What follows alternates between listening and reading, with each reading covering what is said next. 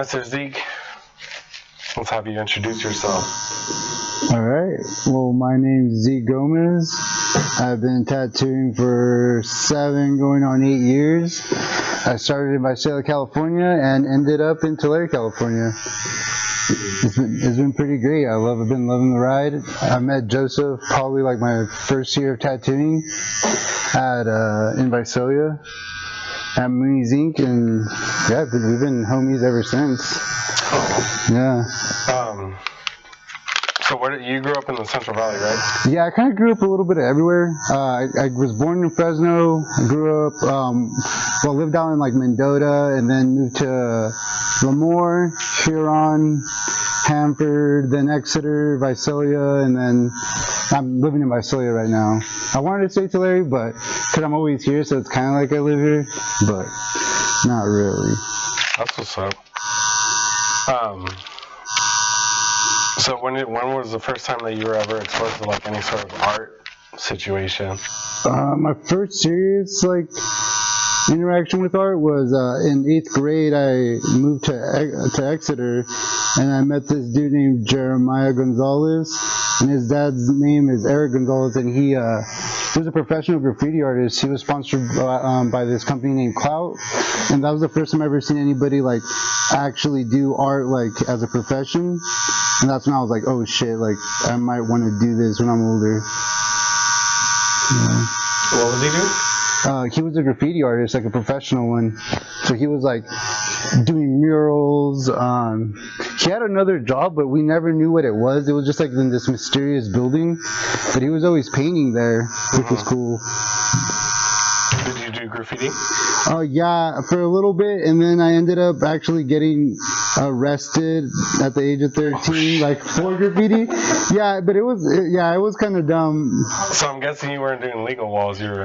Oh no, I wasn't. Yeah, I was all like. You were professionally doing it illegally. Yeah, I was professionally doing it illegally for sure. That's what's up. Yeah. How long did you do that for? Very short-lived career because my mom was threatening to beat my ass, so she was like, "You're not gonna." Yeah, and then I had to do community service. So I wasn't trying to do that for any longer. How long did you have to do community service? Just 6 months. It was just going to a church and like listening to them preach and stuff. It wasn't like too bad because they had a Wii, so we used to get down on Smash Brothers. Yeah, so my community service was pretty much getting down on Smash Brothers. Yeah, so it wasn't too bad. Yeah. And then, when did you start tattooing? Oh, dude. After your community service? No, actually, tattooing didn't come till I was like, I think junior in high school. I used to do like it was everybody in my family and in my stepdad's family knew that I would like to do art. And out of nowhere, one of my step uncles, he just gave me a tattoo machine. He's like, dude, if you get good, you could keep the machine and you could give me free tats. And I was like, oh shit. So I had it laying around, and then my friends, they came over for Super Bowl, and one of them wanted to get tattooed in his ass. And I was really, like, I was just watching YouTube videos about it, and then I wanted to do it safe. I really didn't want to mess anybody up. And then I just set it up for them. He got tattooed on his ass. It was super painful because, like, I wasn't the one tattooing that day. But then, like, a week later, my cousin told me he wanted to match him. So I wasn't going to do his ass, but I did do, like, his hip. Did a little star.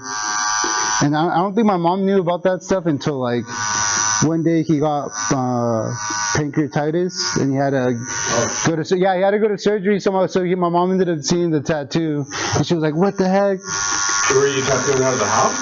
Yeah, I was dude. I wiped him, dude. At that moment, I really didn't know nothing. I just wanted to be like safe when it came to like bacteria and stuff.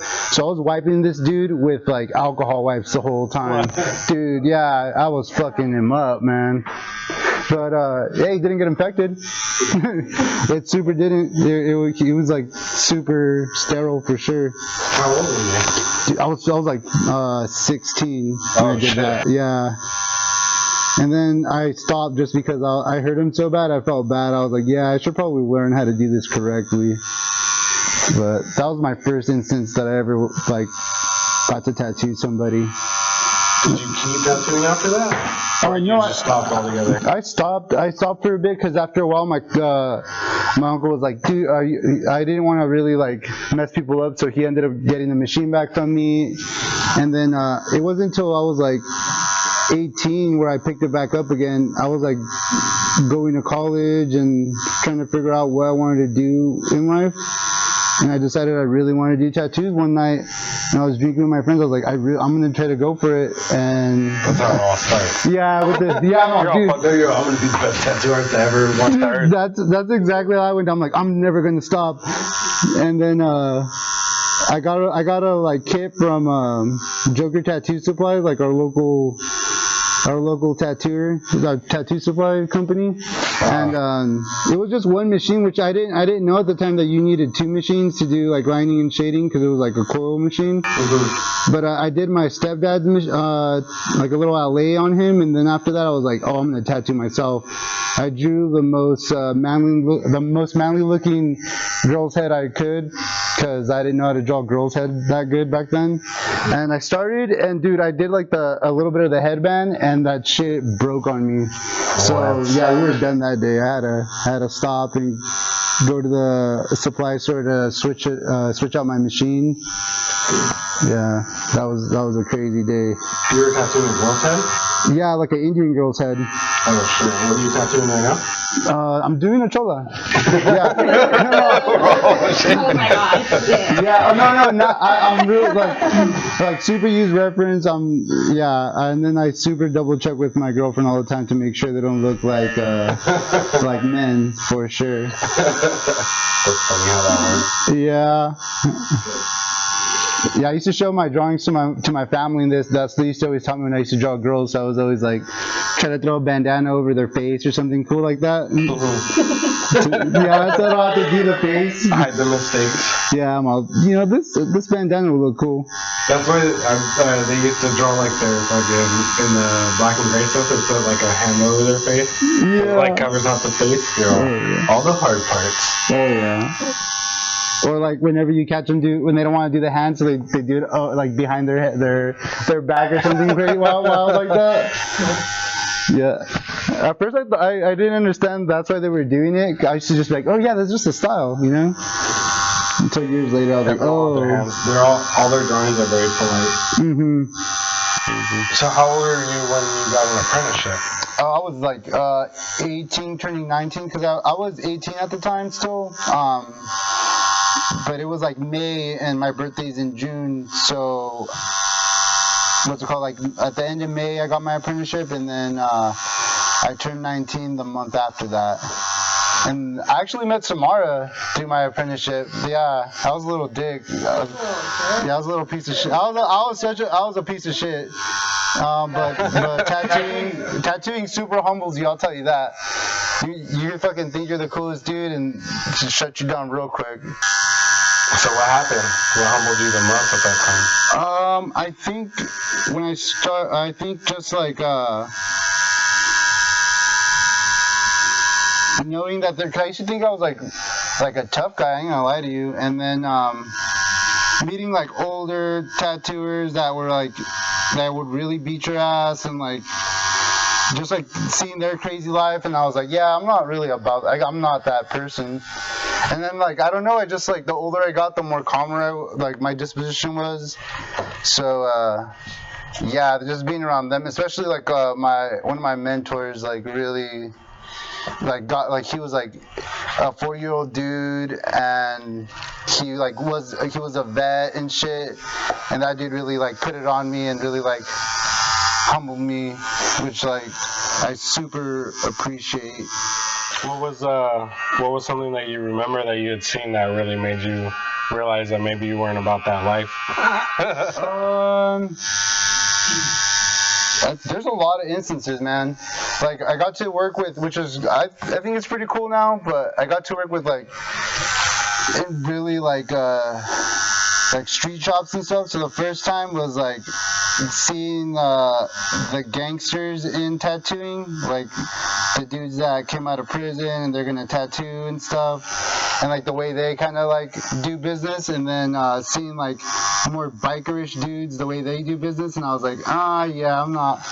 And then because there's people that get wrapped up into that kind of like the mystique of those lifestyles, and I just wasn't the one. I was like, you know what, I just like tattooing. That's why I really like Ed Hardy, because like he was around all that stuff, but he never became that, you know. He was always like more into school, more towards the art and stuff. So that's why I started really liking Ed Hardy at the time, because I was always like trying to research tattoo history, and when I ran into him, I was like, oh, okay, that's how I want to really approach tattooing. My favorite part of tattoo history is on his Vice, when he tried to sneak in doing meth. Oh yeah, dude, right? He's all, yeah, you know, I used to do a little bit of crank sometimes. I was like, whoa. Holy shit. Yeah. Ed Hardy's fucking hardcore, dude. Yeah, he got his shit together though. Dude, yeah. He freaking graduated from Yale, so I was super impressed learning that about him. How long was your apprenticeship for? 3 years. 3 years? 3 years. So I didn't get to tattoo anybody for 2 years, and I think the end of the third year, like I want to say 6 months before I was done, that's when I really started to like tattoo people and take walk-ins. Oh shit. Yeah. So I had to wait for a while. So what did you do? Like while you were apprentice, did you work while you were apprentice? Or you just kind of were just at the shop? I was at the shop. I was a shop rat, dude. I was at the shop all the time. Luckily I met you, dude, because if not, I would just be at the shop. But I went to school too. I took art classes at COS, which, like, luckily they had a really good teachers and a really good art program. So I was able to learn a lot of my fundamentals and stuff through there, and then just always like chasing after like the tattooers I respected around here. I would go, well, when you were in town, dude, I would go watch you. I would go watch my other mentors while they were tattooing, and I just kept doing that. And that was my whole, like cleaning for people, and there's just watching tattoos. Like, I don't even know how many tattoos I've just like stood up for and just standed and really just watched them tattoo. Because sometimes I would try to see stuff on YouTube, but it wasn't, at the time, there wasn't any, like, nobody was trying to share their secrets online. Dude, now everyone's trying to share everything. There's schools, there's like so much shit nowadays. You don't even have to like apprentice, really. Well, you should, but yeah, you should. Oh shit. Yeah, you can learn yourself. No. I know, it's all, oh wait, scratch. No. Yeah, but. Oh god. I don't know how that will be.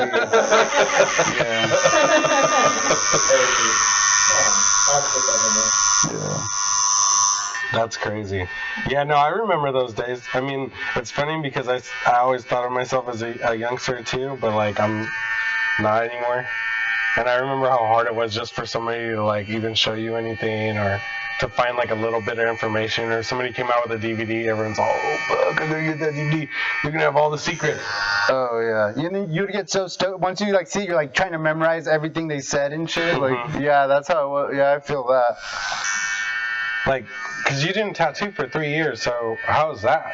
Like, mentally, you probably were like, what the fuck am I doing? Like, dude, yeah, that was kind of like the biggest mind fuck when it came to like the whole apprentice thing. That's why, like, I didn't like have a job. I did have a job, but I quit everything to just learn how to tattoo. So I just like dedicated everything. I had a car, but I didn't really. The only time I would really get gas was whenever they would tip me out, and then I just rode dirty for like 3 years, dude. I would just go from the house to the shop, and that's it.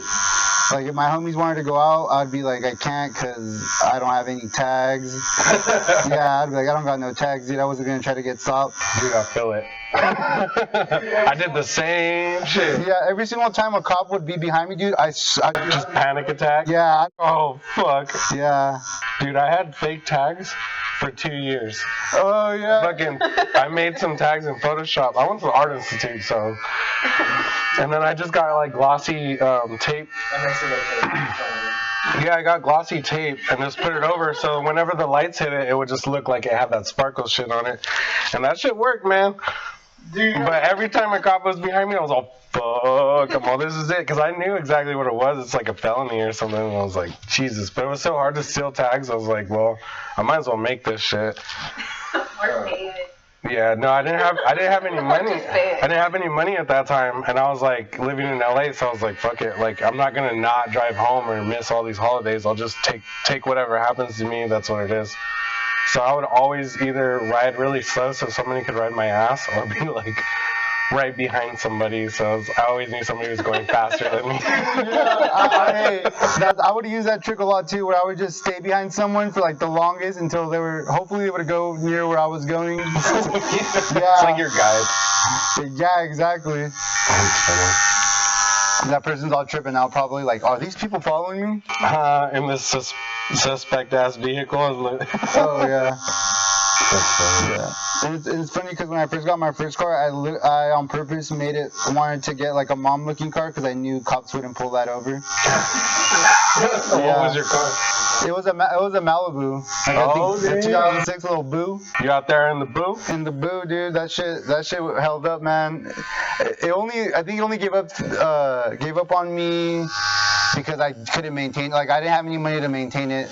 Like, my family members would be like, "You should get an oil change," and I'll be like, "Okay," and then I just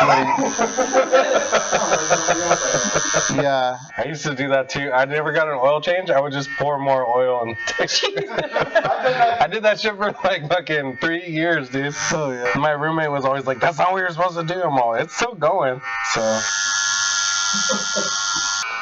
So once you got your apprenticeship, after 3 years, then you started tattooing. Yeah, after 3 years, because I had bought my tattoo machines from Falco Roland, in the same year that I started my in the same year that I started my apprenticeship. I just never used them.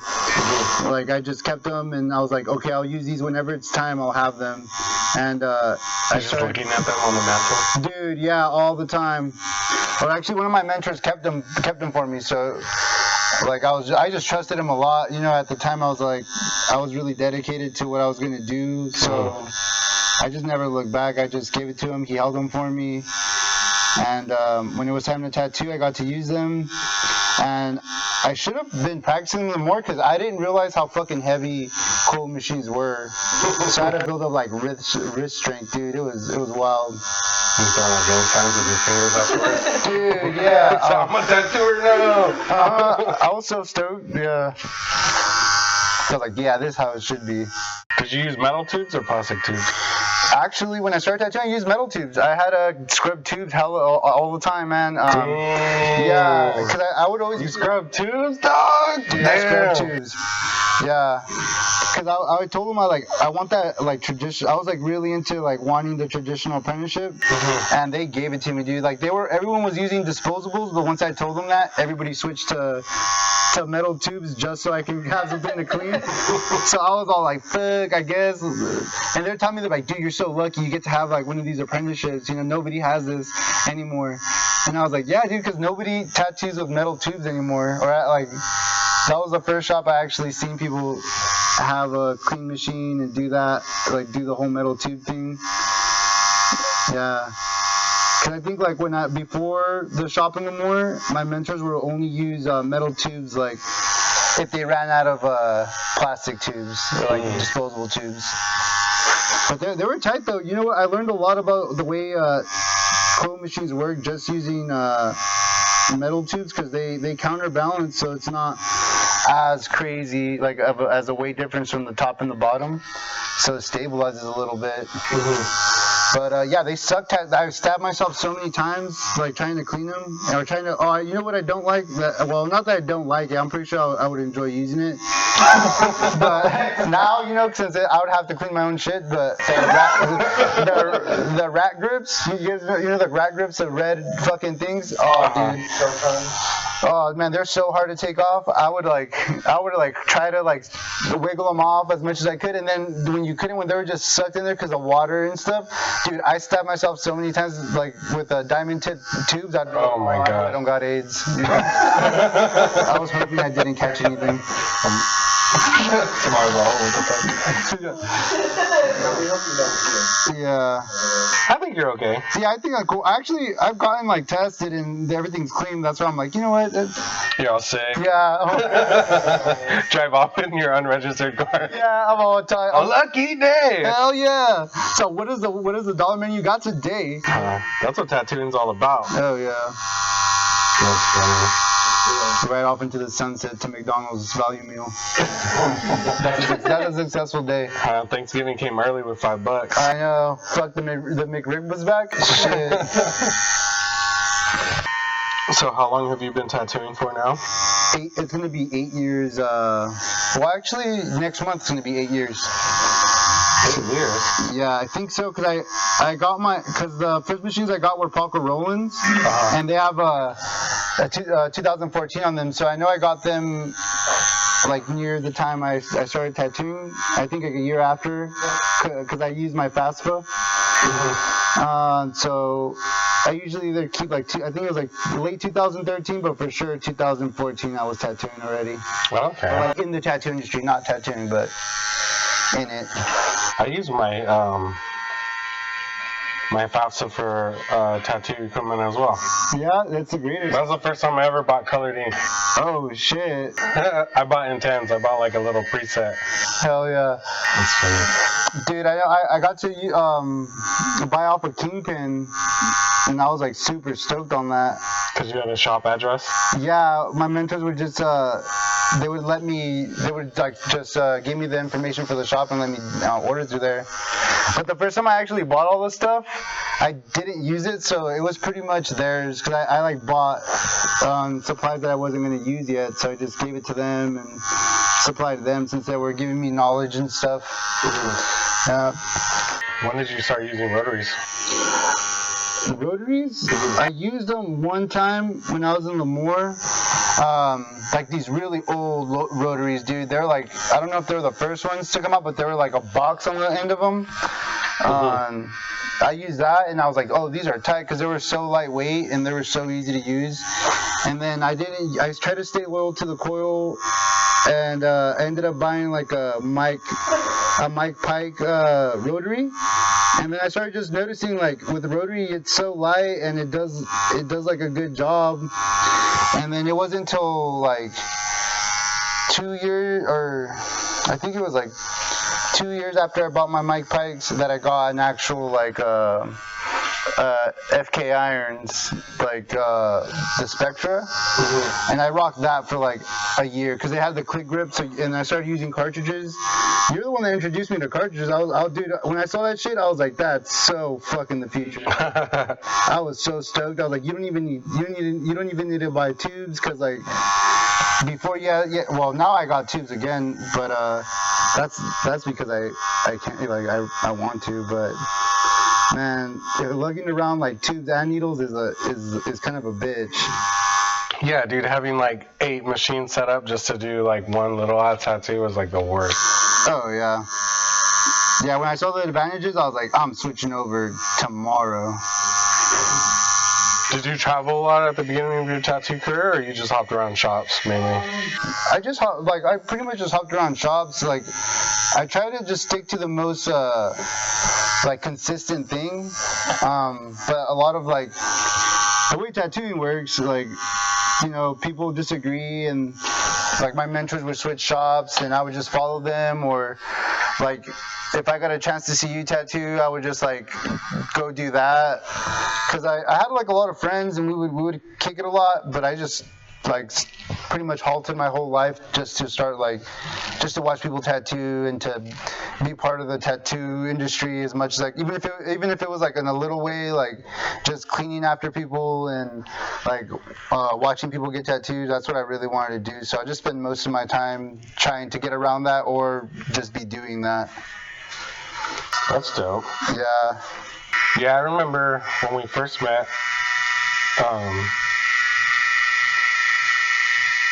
you were just a little tatter tot, man. You were still apprenticing at Mooney.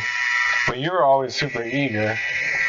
So I knew I wanted to have you around me. I didn't know that we were going to work together, but you seemed like you had that energy, whereas like a lot of people just kind of sit in one place for a very long time. It didn't seem like you were about that too much.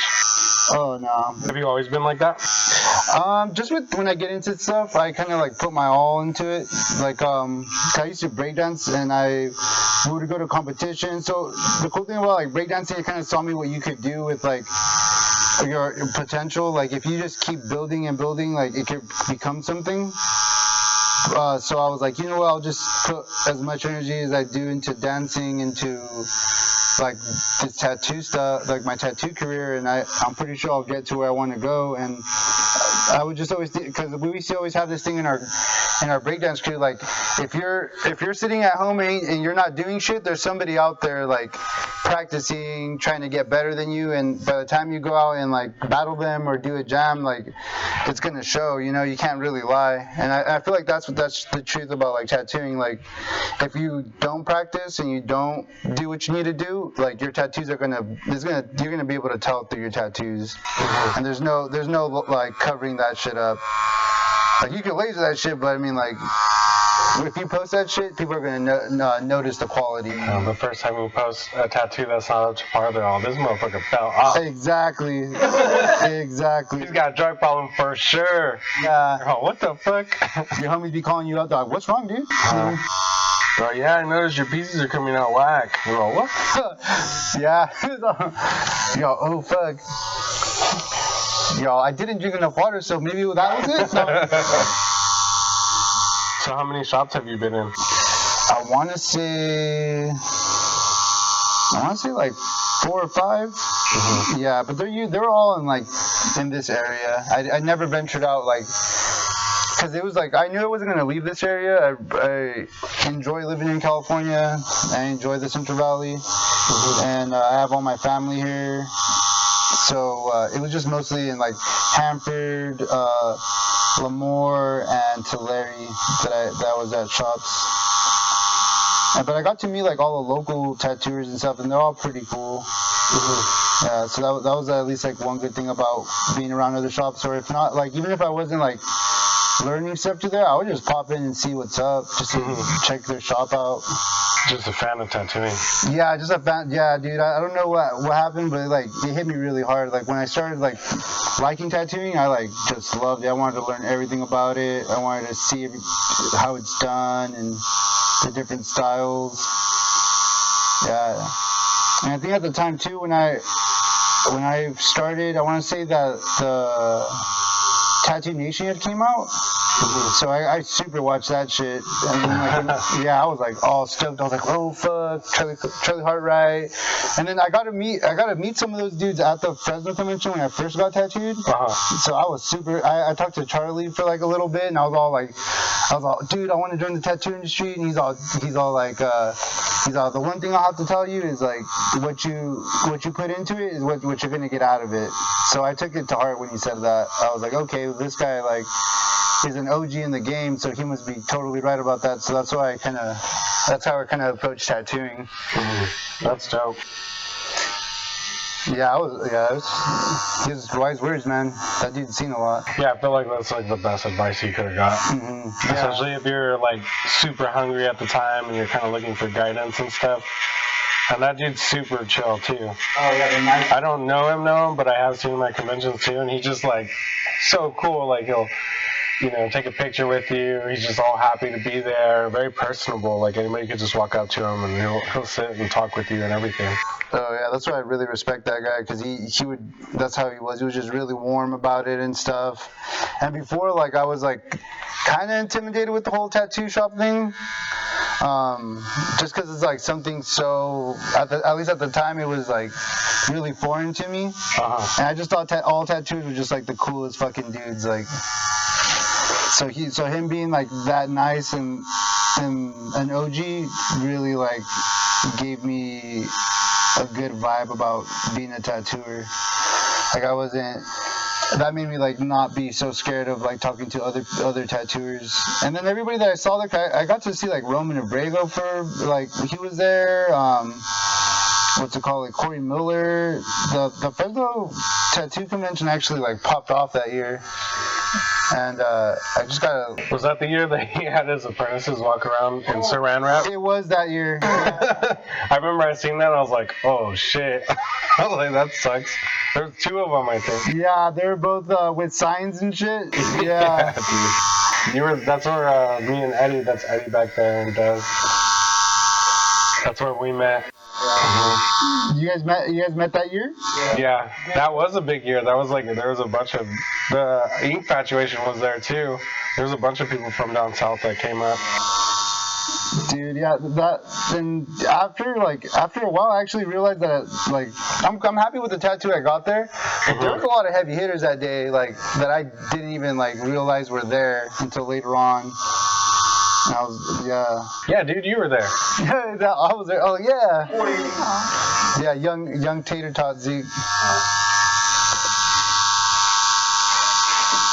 Did we know each other then? No. I don't remember seeing you there.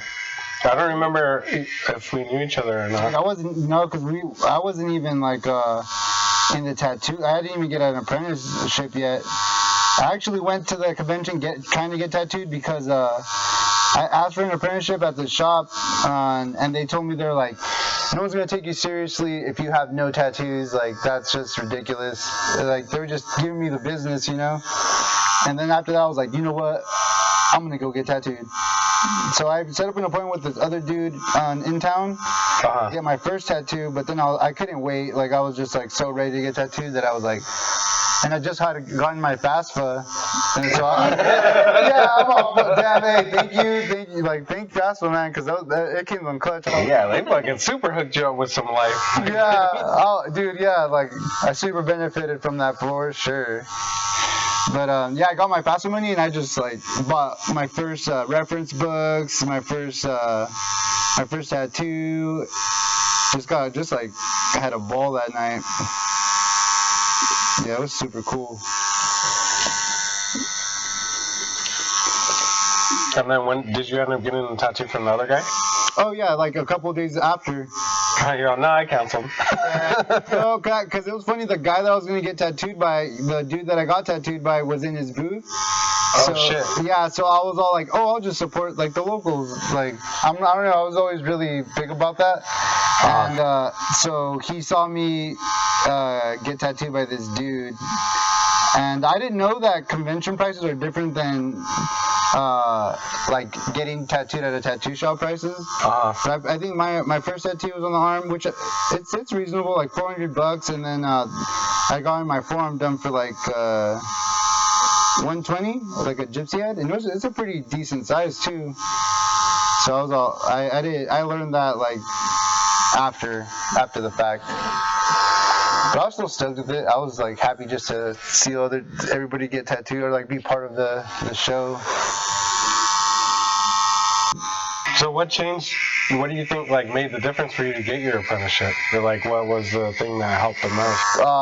Because everyone's always like, oh, I want to apprentice. Or nowadays nobody wants to apprentice. Yeah. They just want to do it on their own. But what do you think? What do you think helped you get an apprenticeship? Watching everybody at the convention have a portfolio, like that little black easy portfolio that you could get at Hobby Lobby. I actually started putting my drawings in there, and that's what got me an apprenticeship. To be honest, he even told me, he's all, because I guess they've had like a lot of people go in there and try to get an apprenticeship, but they would always wave them off. And when he saw me with my portfolio, he wanted to give me a shot because I actually took the time to like get a portfolio and like put some stuff in there. And it wasn't like I had like a bunch of work. I had like literally a page, but that was enough to show that I was gonna take it seriously. Mm-hmm. And he gave me the apprenticeship that night. I had to like go somewhere, or he told me to come back later on to kind of like confirm that I was gonna be able to start. But I went to go get a haircut, and I went back, and then he gave me the apprenticeship, and I was there at 10 o'clock in the morning the next day, ready to like learn how to tattoo. That's crazy. Yeah. That's why we had somebody come to the shop recently. That's what I told them to do as well. Just as a little tip, like that shit will make a difference, man. Presentation. Yeah, presentation and professionalism will get you a far way in this industry, because I feel like it hasn't been like, it's so new, like even the concept of that type of stuff, that people, and then like people really enjoy that and really respect when you respect yourself and like care enough to like the way you present your work, you know, like to have thought under that. Yeah, I think also like tattooing so cosmetic, and it's like almost a little bit unnecessary, that if you're gonna go get tattooed, you want to get it from somebody that also cares just that little extra about their appearance or like about their presentation, you know? Oh yeah. But now that you've been tattooing, you said 8 years? Yeah, like seven, going to be 8 soon. I have to do that cliche tattoo client question and say, what's the craziest thing you ever saw in a tattoo shop? Or top 3? Oh, the craziest thing? Dude, Yeah. oh god. I seen dude, oh god. Okay. Give us your top 3. Number 3, I seen a tattooer fight a gangster. Oh shit. And then Somebody's like, I synced it! I seen Number 2. Wait, I want to hear a little bit more about this gangster. Well, that might be number 1. Oh. shit, I know, like that's a little, yeah. And the second one has to be oh wait, you guys wanna hear about it? Oh, okay. Oh, well, I was just started college to do like art classes and stuff. I just made out my registration. Yeah, I just started school, and one of my mentors had him and this gangster that worked there, they didn't see eye to eye. And you know, after it's like being at a shop is kind of like you're renting an apartment with a bunch of people. So yeah, they just clashed heads, and they both didn't want to like back down. One person called another person a bitch, and then after that, dude swings. And you know what after that I was like, it kind of sucked because I just finished cleaning the shop and I was just mopping. And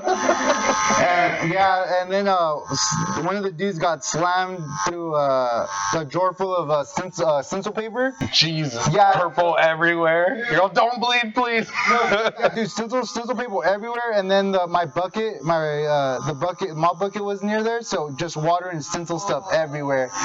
Yeah. And I was all fuck, and then I was like, dude, I told one of my other mentors that was there watching, because I was gonna break up the fight, and then that's when I realized tattoo shops are way different than a regular job. Is because I was gonna stop the fight, and then he was like, "No, just let it happen. Like, they need to clear this shit." And then I was like, "Oh fuck." Yeah, that shit don't happen at fucking Target, son. There ain't no human resources at a tattoo shop. Oh yeah, and I think that type of stuff fucked me up for other jobs, dude. Because I would always have like these crazy thoughts. I'm like, oh wait, I'm not at a tattoo shop right now. Like, I need to compose myself. Like, I can't get crazy with people like that. Cause that was like my third out of the top 3 shit that I've seen. So yeah, that shit was crazy. And then number 2, I want to say seeing gangsters. It's gonna be gangster heavy because like it's just, I don't know, like I low key. Yeah, it's like I low key like have like a love-hate relationship. I love the weird shit they do, but I know that they're bad for your business. Like, don't ever have them around. Don't ever have, but like it was a good day, you know. Like, I just had like, we were just finishing up the shop and finishing tattooing and stuff, and one of the dudes came by and he wanted to throw a cookout, and they went to the bottom because we had a basement, so they went down there and they had a grill, but they didn't have like the little grill area thing, like where you would actually cook the meat. So they grabbed what's it call it, a part of an autoclave. Like if you've seen like autoclaves, yeah, the autoclave tray, and they fucking cooked on there and they ate that shit. And I've never seen that shit ever. And we were telling them That's nasty. that's the grossest shit. Yeah. No, hey, it already has ketchup on it. Exactly. Yeah, dude. Yeah, I was. Oh yeah. Oh, not that autoclave. The autoclave had AIDS. Yeah. There's like a finger in there. Oh shit, my bad. Yeah, that was like my. And it was. Oh yeah. Oh yeah, it's like a little rice cooker for sure. Yeah. But that was the second craziest thing I've seen because. How did they taste though? They liked them. They ate them. They ate them. They ate them. I saw that shit. I waited till they actually were gonna do it, and they did. And then I was like, "This is wild." Yeah. Oh no, that was the old autoclave, dude. So that shit had like years of just like people's juices. That shit was juicy with like Visalia juices for sure. Oh no. Yeah. But I guess that adds flavor, like. It's like the iron skillet that you don't really clean. You just kind of let it rock for a little while. They're like, I could taste the AIDS. Yeah. That shit was so wild. Yeah. Your number one story? Oh, my number one story? Damn. Let's see. There's like, I don't know. You got 5 number ones. Yeah, I got a couple. Okay, well, there's one where, like these homeless dudes were building a bonfire. Well, I seen the same dude that like was building a bonfire back there, and he got it like as big as the shop. And I thought that night. Yeah, he got it as big as the shop, and then I was like, oh, tomorrow. I was like, well, I'm not gonna have a job. Like this shit is burning down tonight. Like we're not. I'm gonna come in and this shit's gonna be gone. It was actually Tom Hanks. He's I made fire. Yeah, the guy looked like the guy. Like he did look like Tom Hanks on The Castaway for sure. Big old beard. He looked like he was lost. Had volleyballs for no reason. Was Tom Hanks just homeless? Yeah. That or what else? Oh, dude, actually one time, either that one or like one time I was like an apprentice and this dude came to visit the shop and he was like this big bodybuilder dude and they brought in this well, it wasn't there for a while, but it was like a dart gun. We had a dart gun laying around the shop, which was super scary if you're an apprentice, because like, yeah, you're an apprentice. Well, you're an apprentice in the shop with a dart gun. That's not a good idea. Yeah. They called his name. They called his name, and they were like, they fucking shot him, dude, from like down. Oh shit. Yeah, they shot, and then when he took it out, because it was like a makeshift dart gun, so it had thumbtacks instead of like actual big darts. And he pulled that shit out, and it started bleeding. Like it wasn't like a little bit of blood. It was like a little, like, you know when you like, yeah, like a little stream that goes like boop, and I was like, oh fuck. I was like, fuck. And the dude, like, I guess he was like so meaty that it didn't really faze him. But in my head, I was like, if that was me, I'm fucked. Like, I'm like a skinny dude. Like, that shit's gonna go through me. Yeah, that was pretty crazy. Oh, yeah. Fuck.